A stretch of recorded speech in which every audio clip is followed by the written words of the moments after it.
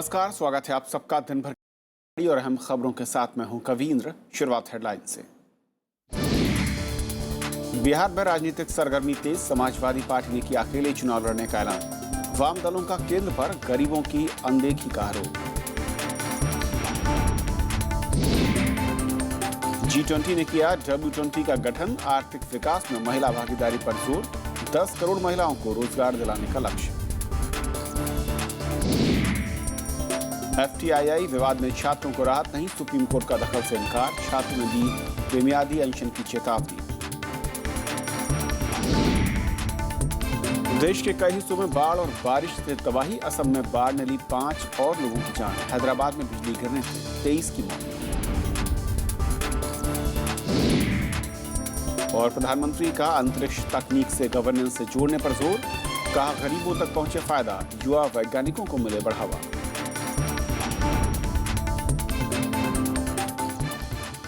और आइए देखते हैं हमारी आज की पहली खबर।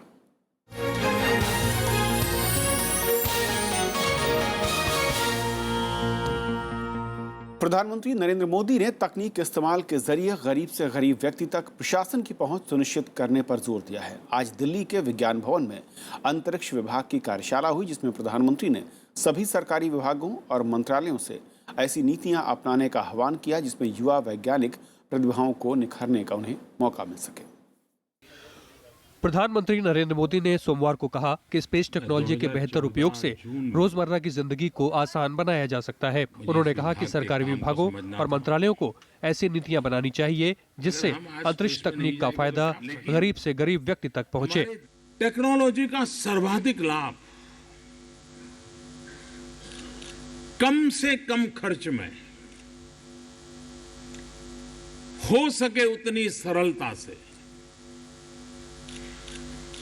गरीब से गरीब व्यक्ति को पहुंचे कैसे, यही हमारी सबसे बड़ी चुनौती है। दिल्ली के विज्ञान भवन में भारतीय अंतरिक्ष अनुसंधान केंद्र के वैज्ञानिकों के साथ तमाम केंद्रीय विभागों और राज्य सरकारों के करीब 1600 अधिकारियों ने दिन भर चली कार्यशाला में इसी मुद्दे पर मंथन किया। सम्मेलन का मुद्दा स्वच्छ प्रशासन में अंतरिक्ष विज्ञान के उपयोग से जुड़ा था। प्रधानमंत्री ने कहा कि इसके लिए हर विभाग की बहाली में विज्ञान के छात्रों को प्राथमिकता दी जानी चाहिए। हम जब रिक्रूटमेंट करें हमारे नई लोगों को, तो रिक्रूटमेंट करके भी इस प्रकार के विज्ञान से जुड़े हुए स्टूडेंट को ज्यादा लें, ताकि हमें कैपेसिटी बिल्डिंग के लिए सुविधा रही। हमारे यहाँ पूछा जाए डिपार्टमेंट के, भाई हमारे डिपार्टमेंट में कितने लोग हैं जिनकी इस चीजों में रुचि है, तो फिर इनको 7 दिन 10 दिन का एक कोर्स करवाया जा सकता है। अगर हम इस व्यवस्था को करें तो ह्यूमन रिसोर्स डेवलपमेंट अगर हो गया तो इंस्टीट्यूशनल कैपेसिटी बिल्डिंग अपने आप आना शुरू हो जाएगा। प्रधानमंत्री नरेंद्र मोदी ने सभी सरकारी और निजी क्षेत्र में काम करने वाले लोगों से कहा कि वे इस साल के अंत तक अपने यहाँ सैटेलाइट के उपयोग के बारे में विचार करें। उन्होंने बताया कि प्राकृतिक आपदा से बचाने से लेकर सड़क परिवहन के संचालन और खनन सहित जंगल की निगरानी तक में अंतरिक्ष विज्ञान का उपयोग संभव है और इससे प्रशासन को स्वच्छ बनाने में मदद मिलेगी। अखिलेश सुमन, राज्यसभा टीवी। और प्रधानमंत्री के भाषण, उनका जो फोकस है उस पर और बातचीत करने के लिए हमारे साथ हैं IDSS रिसर्च फेलो डॉक्टर चलेले। तो स्वागत है आपका। सबसे पहले तो मैं कहूँ कि स्पेस टेक्नोलॉजी को लेकर जिस तरीके से मैं कहूँ कि अब तक रहा है, और प्रधानमंत्री जो कह रहे हैं कि इसको जोड़ा जाना चाहिए आम आदमी के साथ, गरीबों के लिहाज से तकनीक का इस्तेमाल हो, क्या भी ये कहा जा सकता है कि उस तरीके से इस्तेमाल नहीं हो रहा जिसकी शायद देश को ज़रूरत है? मेरे विचार से ये एक बहुत महत्वपूर्ण कदम था प्रधानमंत्री का।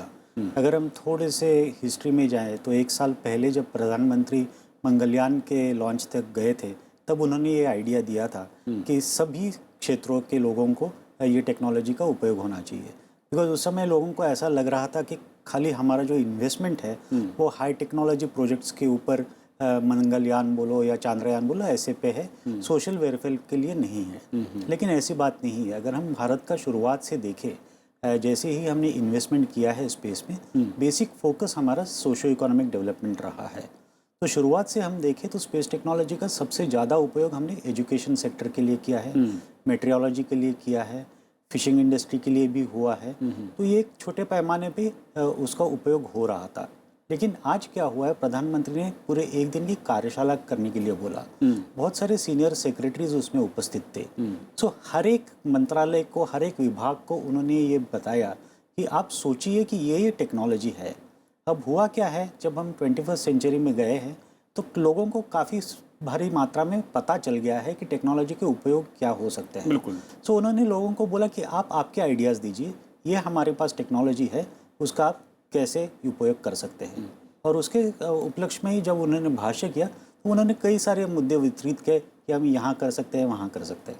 यानी कहीं ना कहीं जो अलग अलग डिपार्टमेंट हैं अब उन पर ही जिम्मेदारी डाल दी है प्रधानमंत्री ने कि वो अपने विभागों में देखें कि इस तरीके से हम स्पेस टेक्नोलॉजी का इस्तेमाल करते हुए आम लोगों के लिए एक तरीके से उनके मुश्किलों को कम कर सकते हैं। बिल्कुल, प्रधानमंत्री ने अगर आप देखेंगे उनका पूरा भाषण, तो उन्होंने कहा कि स्पेस टेक्नोलॉजी का उपयोग कहाँ कहाँ हो सकता है। उन्होंने पहले तो डिज़ास्टर मैनेजमेंट के लिए 2-3 एग्जांपल्स दिए। उन्होंने ये बताया कि नेपाल में एक एवलांच हो गया था बहुत बड़ी मात्रा में, और हमें ये पता चल गया था कि काफ़ी सारी मात्रा में नदी का बहाव नीचे आ सकता है, तब हमने स्पेस टेक्नोलॉजी का उपयोग किया था। बाद में कोशी नदी का जब प्रॉब्लम हुआ था तब बिहार में जाके हमने सैटेलाइट इमेजरी से ही उसका प्रावधान किया था। उन्होंने हुडहुड करके एक साइक्लोनिक स्टॉर्म आया था जो विशाखापट्टनम में, उसके बारे में भी बात किया। तो उन्होंने पहले ये बताया कि डिज़ास्टर मैनेजमेंट में हम बहुत अच्छी तरह से स्पेस टेक्नोलॉजी का ऑलरेडी उपयोग कर रहे हैं। अब उन्होंने ये कहा कि हमें लैंड रिसोर्सेज मैनेजमेंट के लिए, आजकल क्या होता है, लोगों को पता नहीं चलता किसका खेत कौन सी एरिया पे है, कौन उसको बेच रहा है, कौन एग्जैक्टली कौन क्या कर रहा है। तो उन्होंने बोला कि एक 100% गारंटी रहेगी, एक ट्रांसपेरेंट सिस्टम रहेगा जहाँ पे हम स्पेस टेक्नोलॉजी के जरिए ये देख सकते हैं। इनफैक्ट उन्होंने यहाँ तक कहा कि जो आदिवासी है उन्हें भी ये टेक्नोलॉजी से काफ़ी कुछ मात्रा में सुविधा मिल सकती है। उनका कहना ये था जब साइंटिस्ट ने स्पेस टेक्नोलॉजी बनाई होगी तब उनको भी शायद पता नहीं होगा कि टेक्नोलॉजी के क्या क्या उपयोग हो सकते हैं। तो उन्होंने काफ़ी मात्रा में रोड प्लानिंग के लिए, नेविगेशन के लिए, बहुत सारी ऐसी एरियाज़ हैं हमारे डे टू डे लाइफ में कि जहाँ पे हम रियल टाइम बेसिस पे ये टेक्नोलॉजी का उपयोग कर सकते हैं। लेकिन ये सब जो एक बड़ी चिंता है, मैं कहूँ कि शायद उसका जिक्र भी उन्होंने एक तरीके से किया कि जो लोग अभी आ रहे हैं इस फील्ड में उनकी संख्या बाकी दूसरी फील्डों की तुलना में काफ़ी कम है, और दूसरा है कि एक लंबा प्रोसेस माना जाता है। इंटरेस्ट की बात करूँ, यूथ इसको लेकर उतना इंटरेस्ट नहीं दिखता, इतना दूसरे फील्ड्स को लेकर दिखता है। किस तरीके इसको सुधारने की कवायद होगी फिर? उसको सुधारने के लिए मैं ये कहूँगा कि हमें अपॉर्चुनिटी ज़्यादा उपलब्ध कर देनी चाहिए। अगर हम आज का उनका भाषण देखें तो उन्होंने ये कहा है कि हर ऐसे डिपार्टमेंट में ऐसे भी लोग हो सकते हैं कि जिनको इसमें रुचि हो। जैसे हम मोबाइल टेलीफोन का ही बात करें, आज के युवकों में जितनी रुचि है मोबाइल टेलीफोन और उसके एप्लीकेशंस यूज़ करने के लिए, उन्होंने कोई, मैं ये नहीं कहूँगा कि शिक्षा ली है उसके लिए, लेकिन अपने आप ही उन्हें एक रुचि पैदा हुई है। तो उन्होंने ये कहा कि ऐसे सारे जो लोग हैं वेरियस डिपार्टमेंट्स में, अगर वो इकट्ठा आए, हमें उनको ट्रेन करें कि ये हमारे पास टेक्नोलॉजी उपलब्ध है, आपके सेक्शन में बोलिए, आपके डिपार्टमेंट में बोलिए, आपके मंत्रालय में बोलिए, आप इसको कैसे यूज़ कर सकते हैं। तो ये एक हुआ। और आपने जो पूछा कि नए लोग आएंगे उनके लिए हम क्या कर सकते हैं, मेरे विचार से जैसी एप्लीकेबिलिटी बढ़ जाएगी वैसे लोगों को जॉब अपॉर्चुनिटीज़ ज़्यादा होगी, और इस हिसाब से हमें उसको देखना चाहिए। और यूथ, क्योंकि हमने देखा कि अब तक देश में अलग अलग हिस्सों में कहें कई बार अच्छे इन्वेंशन सामने आते हैं, लेकिन ना तो उनको मैं कहूँ कि उतनी तरजीह मिलती है, प्रमोशन नहीं मिलता है, या फिर दूसरे तमाम फैक्टर हैं, उसको लेकर भी शायद प्रधानमंत्री की एक चिंता रही है। नहीं, प्रधानमंत्री ने ये बोला कि उन्होंने एक तो मेक इन इंडिया पॉलिसी की है, दूसरी पॉलिसी हाल ही में जो उन्होंने की थी स्टार्टअप इंडिया, तो उसमें भी वो स्पेस टेक्नोलॉजी के को ये कह रहे हैं कि ये टेक्नोलॉजी उपलब्ध है, आप इसके बारे में कुछ कर सकते हैं, आप इसको यूज़ कर सकते हैं। आप जो नए बिजनेस मॉडल्स बनाने जा रहे हैं तो आप ऐसा मत सोचिए कि आपके पास टेक्नोलॉजी नहीं है, खाली आपको उसको इनोवेटिव यूज़ में यूज़ करना होगा। तो उन्होंने पूरे देश को ये बताया कि हमारे पास एक सक्षम टेक्नोलॉजी उपलब्ध है, हमारे पास सैटेलाइट सिस्टम्स है, हमारे पास रिमोट सेंसिंग सैटेलाइट सिस्टम्स है, और ये प्रूवन टेक्नोलॉजी है। इसीलिए उन्होंने पूरे डिज़ास्टर मैनेजमेंट का एग्जांपल दिया कि हमने हर जगह पे ये टेक्नोलॉजी से काफ़ी भारी मात्रा में हमें प्रगति के दिशा में हम आगे बढ़ चुके हैं। तो ये टेक्नोलॉजी अब खाली 2-3 डिपार्टमेंट्स के लिए नहीं है, ये सबके लिए उपलब्ध है। आप सोचिए, इसलिए उन्होंने यूथ को भी कहा, उन्होंने ये भी कहा कि यूथ को खुद को ट्रेन करना चाहिए और छोटे छोटे जगह में जाके पावरपॉइंट प्रेजेंटेशंस देने चाहिए कि ऐसी टेक्नोलॉजी है। लेकिन एक जो बड़ा सवाल ये है अजय ललित साहब कि जिस तरीके का सिस्टम है, गवर्नमेंट सिस्टम की बात करूं, वहाँ पर कुछ सेक्टर्स ने ज़रूर मैं कहूँ कि इम्प्लीमेंट किया है और इस टेक्नोलॉजी का बेहतर तरीके से इस्तेमाल किया, चाहे ये डिज़ास्टर मैनेजमेंट जिसका उदाहरण ले रहे हैं। लेकिन कई सारे ऐसे सेक्टर्स हैं जहाँ पर ज़्यादा इस्तेमाल हो सकता है, लेकिन इस सिस्टम से उन्होंने खुद को दूर रखा उन विभागों ने। वो कैसे बढ़ेंगे? क्या वाकई सिर्फ प्रधानमंत्री ने कहा और उसको बढ़ना शुरू करेंगे, या फिर कुछ और बदलाव की ज़रूरत होगी इसको लेकर? नहीं, मेरे विचार से प्रधानमंत्री ने एक डायरेक्शन दिया है। अब हम लोगों के ऊपर निर्भर करता है कि हम उसको कैसे यूटिलाइज करें। अब हर मंत्रालय का, हर छोटे डिपार्टमेंट का ये प्रयत्न होना चाहिए कि उन्हें ये टेक्नोलॉजी का उपयोग करना है। तो उन्हें खुद को सोचना चाहिए कि ये टेक्नोलॉजी उपलब्ध है, ये टेक्नोलॉजी हमें रियल टाइम में ये डेटा दे सकती है, ये टेक्नोलॉजी हमें नेविगेशन में हेल्प कर सकती है, कम्युनिकेशन में हेल्प कर सकती है, वाटर और लैंड रिसोर्सेज मैनेजमेंट में हेल्प कर सकती है। सो मैं इस डिपार्टमेंट में काम करता हूँ, तो मेरे पास अब ये सुविधा है कि ये 3-4 चीज़ों से मैं ये डिपार्टमेंट की क्षमता बढ़ा सकता हूँ। तो मेरे विचार से इसको काफ़ी समय लगेगा। इंफ्रास्ट्रक्चर डेवलपमेंट की भी बात होगी। आपके पास भले पहल अच्छी है, बिल्कुल, हमारे पास भले टेक्नोलॉजी उपलब्ध हो, लेकिन आपके पास क्या बिजली उपलब्ध है? सो कई सारी छोटी छोटी चीज़ें हैं, दूसरे फैक्टर जिससे इंटरकनेक्टेड है उनको पहले ध्यान देना होगा। खाली टेक्नोलॉजी से फ़ायदा नहीं होगा। जी, बहुत बहुत शुक्रिया जलेले साहब इस चर्चा में शामिल होने के लिए आपका। तो ये थी हमारी पहली खबर। छोटा सा ब्रेक और ब्रेक के उस पार दिन भर की दूसरी बड़ी खबरें।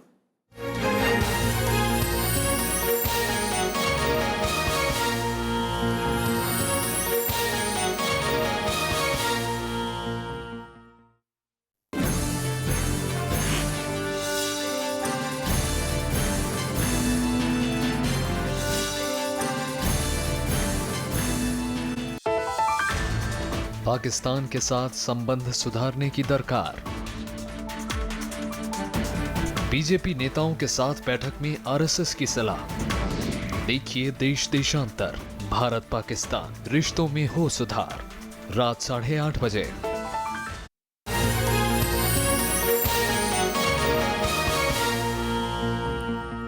जीएसटी को पारित कराने की सरकार की मुहिम एक बार फिर तेज हो गई है। संसदीय कार्य मंत्री वेंकैया नायडू के मुताबिक मॉनसून सत्र को फिर से बुलाने पर 1-2 दिनों में फैसला हो सकता है। नायडू ने आज कहा कि इस बारे में तमाम दलों से बातचीत अंतिम चरण में है।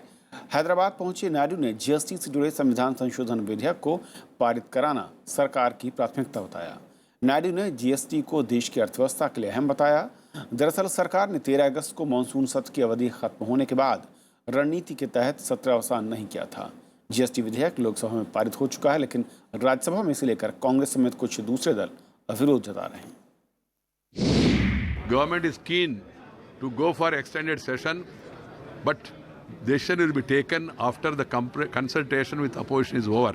I have already consulted important leaders of different parties. In a day or two, we'll be completing discussion with others also. Then at the end of it, we'll take a final call on the extended session of parliament.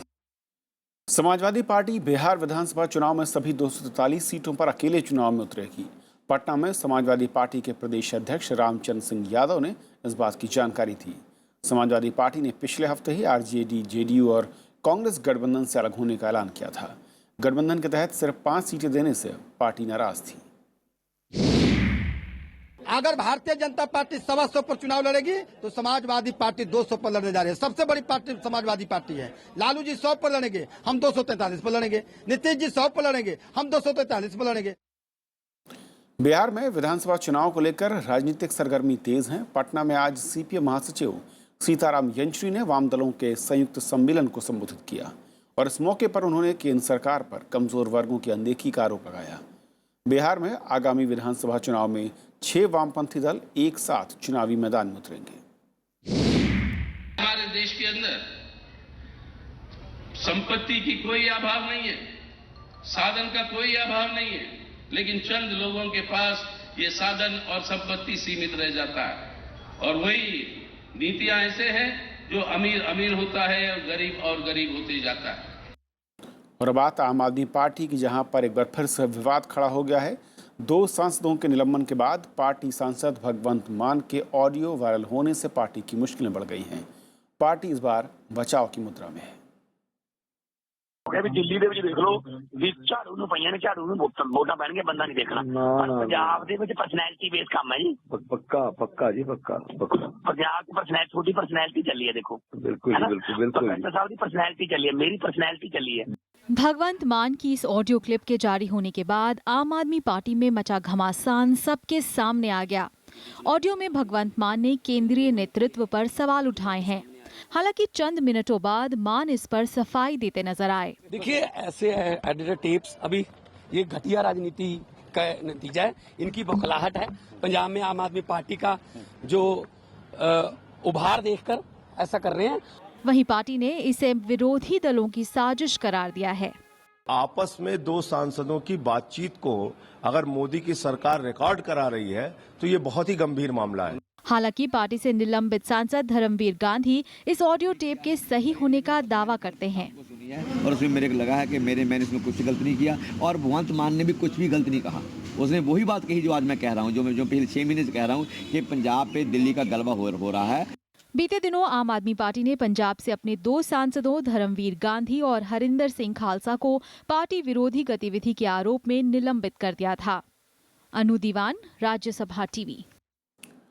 अगले महीने से दिल्ली में 8वीं तक के बच्चों के बस्ते का बोझ कम हो जाएगा। दिल्ली सरकार ने सरकारी स्कूलों में 8वीं तक के पाठ्यक्रम को 25% कम करने की तैयारी कर ली है। हालांकि सरकारी शिक्षक इस फैसले से नाखुश हैं। बच्चों का बचपन बस्तों के बोझ से दबा जा रहा है। बस्तों का वजन बच्चों के वजन के बराबर पहुंच रहा है, लेकिन अब दिल्ली सरकार बच्चों के बस्तों के बोझ को कम करने जा रही है। हमारे बच्चे जब उनके ऊपर ये बोझ कम होगा तो ज़्यादा खुले माहौल में पढ़ पाएंगे, ज़्यादा उनके अंदर का विकास हो पाएगा और जो वो पढ़ रहे होंगे उसको कहीं ज़्यादा अच्छे से समझ पाएंगे, ऐसा मेरा पूरा विश्वास है। सरकार का मानना है कि बच्चों के विकास के लिए पढ़ाई के साथ साथ खेल, कला, साहित्य, संगीत और थिएटर भी जरूरी है। हालांकि सरकारी शिक्षक सरकार के इस फैसले से सहमत नहीं है, जबकि निजी स्कूल इस बदलाव के पक्ष में हैं। मैं इसे बिल्कुल टीचर्स पे बोझ कम करना नहीं मानता, नहीं बच्चों पे। ये हमारे पब्लिक स्कूल के मामले में हमारे बच्चे बहुत पीछे रह जाएंगे गवर्नमेंट के।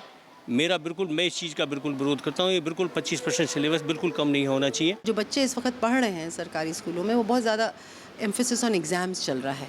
सो मैं समझती हूँ कि अगर वो ये स्कोलास्टिक लर्निंग का कॉन्सेप्ट ला रहे हैं करिकुलम में, इसमें कोई प्रॉब्लम नहीं है, कोई आपत्ति नहीं है।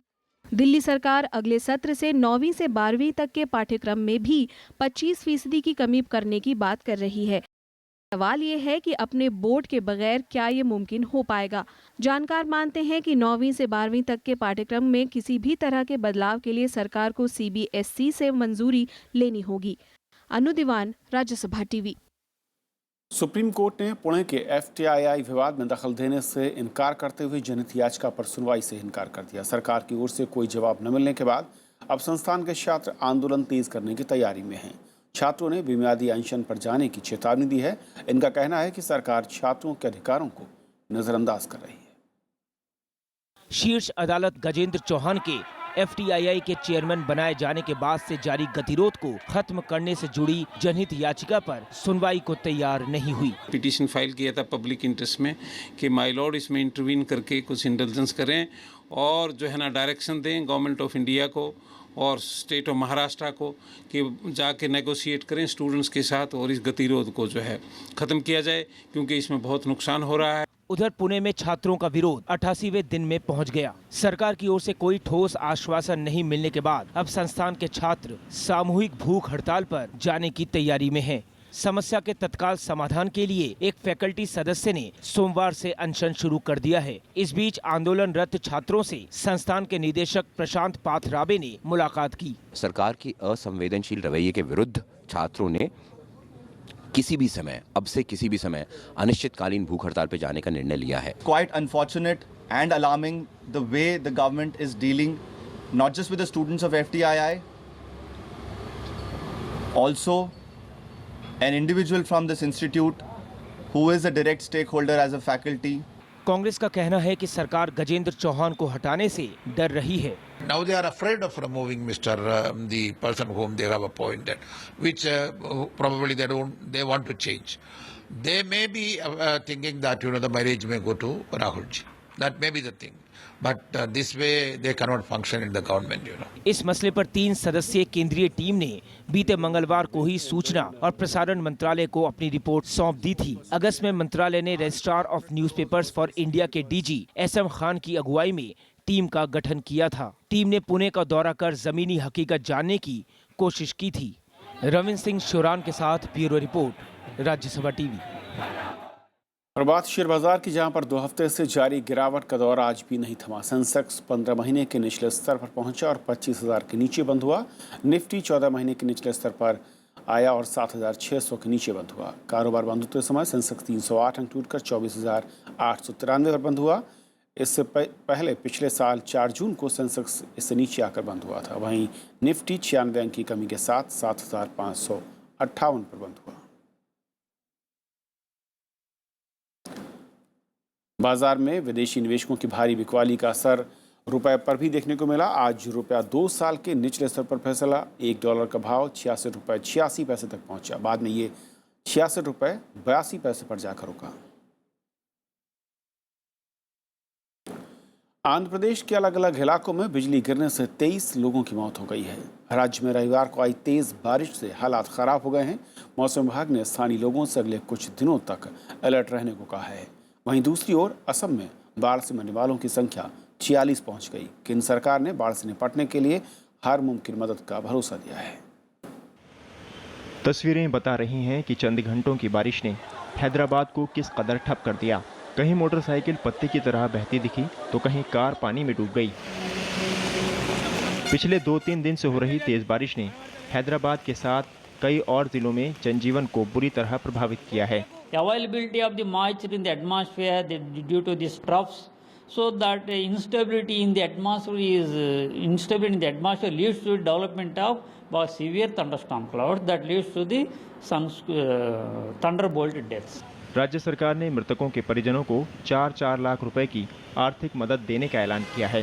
वहीं केंद्र सरकार ने भी मौजूदा हालात से निपटने के लिए हर मुमकिन मदद का भरोसा दिलाया है। Whenever there is a natural calamity, Government of India, they have a system. There is an SDRF and also NDRF also. Wherever required, the teams will come and see, and then adequate help will be given to the affected people. Assam में बाढ़ विकराल रूप दिखा रही है। यहाँ पिछले एक हफ्ते में 10 से ज्यादा लोगों की जान जा चुकी है। राज्य में अब तक बाढ़ से 46 लोगों की मौत हो गई है, जबकि 18 लाख लोग घर बार छोड़ने को मजबूर हैं। राज्य के 1880 गांव बाढ़ की चपेट में हैं।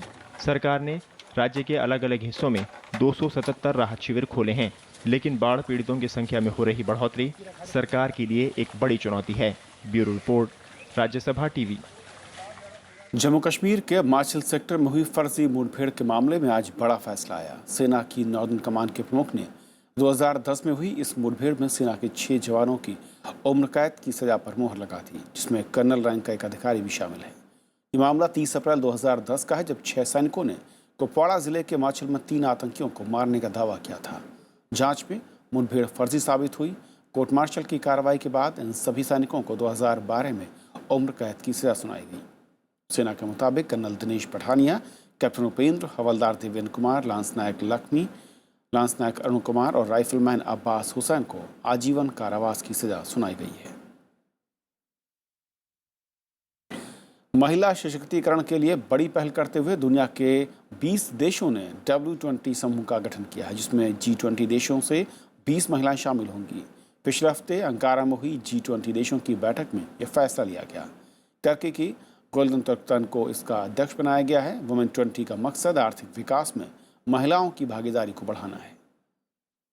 I must confess that I take a certain personal pride and satisfaction today in participating in this inaugural event. तुर्की की राजधानी अंकारा में महिलाओं की बेहतरी के लिए बड़ा फैसला हुआ है। G20 देशों ने महिलाओं के मुद्दे को प्राथमिकता देने के लिए W20 समूह का गठन किया। सदस्य देशों की ओर से अपने प्रतिनिधियों के ऐलान के बाद इस समूह का पहला सम्मेलन अगले महीने इस्तांबुल में होगा। इस मौके पर तुर्की के प्रधानमंत्री अहमद दावुतोगलू ने कहा कि किसी देश की समृद्धि महिलाओं की स्थिति से ही आंकी जानी चाहिए।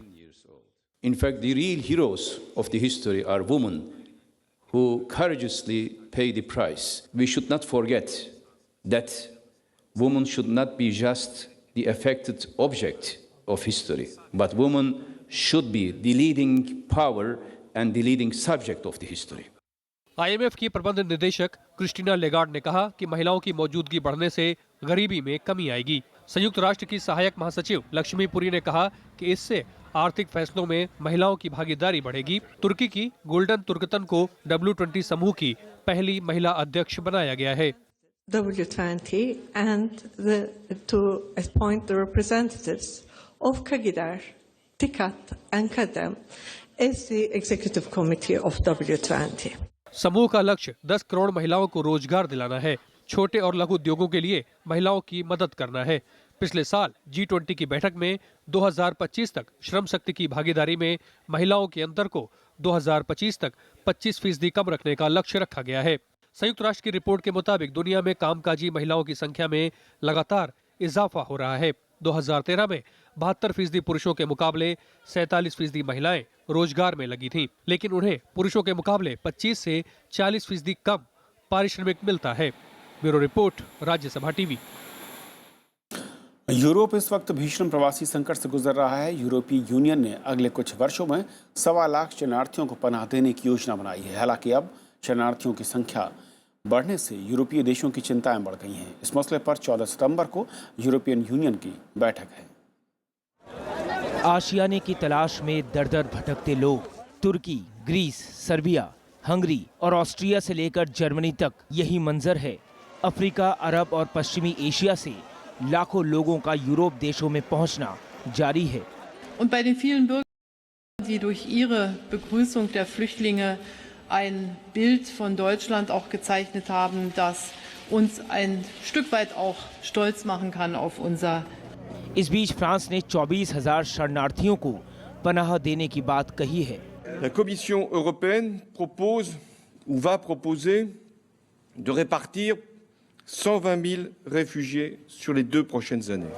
शरणार्थियों के यूरोपीय देशों में पहुंचने से वहां की मुश्किलें बढ़ती जा रही है। ऑस्ट्रिया अब और शरणार्थियों को पनाह देने पर पुनर्विचार कर रहा है। वहीं हंगरी में ज्यादातर लोग शरणार्थियों के लिए नियमों में दी गई छूट के खिलाफ हैं। मध्य एशिया में लीबिया, सीरिया, इराक समेत कई देशों में IS आतंकियों का प्रभाव बढ़ा है, जिससे वहां जीवन और रोजगार का संकट गहरा हो गया है। लोग पलायन को मजबूर हुए हैं। वहीं यूरोपीय यूनियन ने 14 सितंबर को प्रवासियों और शरणार्थियों के मुद्दे पर बैठक बुलाई है। Bureau report, Rajya Sabha TV. तो खबरों के आज के सफर में बस इतना ही, लेकिन जाते जाते छोड़ जाते हैं देश और दुनिया की कुछ और बड़ी खबरों के साथ। नमस्कार। मुजफ्फरनगर दंगों में SIT ने 503 मामलों की जांच पूरी कर ली है। केस में SIT ने कुल 510 मामले दर्ज किए थे। सितंबर 2013 में हुए इन दंगों में 60 से ज्यादा लोगों की मौत हुई थी, जबकि हजारों लोग बेघर हो गए थे। 1 साल बीत जाने के बावजूद बाढ़ प्रभावितों के लिए राहत और पुनर्वास का प्रबंध नहीं होने के खिलाफ आज कश्मीर बंद रहा। स्थानीय व्यापारिक संगठनों के बंद को ऑल पार्टी हुर्रियत कॉन्फ्रेंस और जम्मू कश्मीर लिबरेशन फ्रंट का भी समर्थन मिला। सुप्रीम कोर्ट ने बीजेपी नेता सुब्रमण्यम स्वामी के खिलाफ सभी 6 मानहानि के मुकदमों पर रोक लगा दी है। जयललिता के स्वास्थ्य पर स्वामी के ट्वीट को लेकर तमिलनाडु सरकार ने मुकदमा दाखिल किया था। स्पेशल कोर्ट ने NIA को उधमपुर हमले में पकड़े गए आतंकी शौकत अहमद भट्ट के पॉलीग्राफ टेस्ट की इजाजत दे दी है। भट्ट को NIA की टीम ने 1 सितंबर को गिरफ्तार किया था। रक्षा मंत्री मनोहर पर्रिकर ने भारत को युद्ध सामग्री बनाने में आत्मनिर्भर बनाने पर जोर दिया। उन्होंने कहा कि भारत अपनी सीमाओं की सुरक्षा में हर साल लगभग 3 लाख करोड़ रुपए खर्च करता है और हथियार के मामलों में दूसरे देशों पर निर्भर है।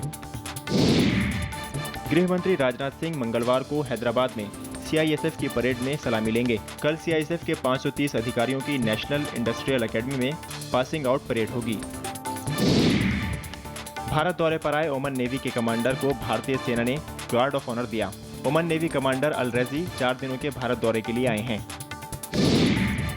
थाईलैंड पुलिस ने बैंकॉक धमाके मामले में पूछताछ के लिए 2 भारतीय नागरिकों को गिरफ्तार किया है। ब्रह्मा मंदिर में हुए धमाकों में इन दोनों को CCTV फुटेज में देखा गया था। चीन की आर्थिक वृद्धि दर में गिरावट दर्ज की गई है। दुनिया की दूसरी सबसे बड़ी अर्थव्यवस्था की साल 2014 में करीब 7.3% ही विकास दर रही। सेवा क्षेत्र में गिरावट की वजह से चीन की आर्थिक वृद्धि दर 7.4% से गिरकर 7.3% दर्ज की गई। US ओपन टेनिस टूर्नामेंट में सेरेना विलियम्स मंगलवार को क्वार्टर फाइनल में अपनी बहन वीनस विलियम्स से भिड़ेंगी। वहीं महिला डबल्स में भारत की सानिया मिर्जा और मार्टिना हिंगिस की जोड़ी भी क्वार्टर फाइनल में पहुंच गई है।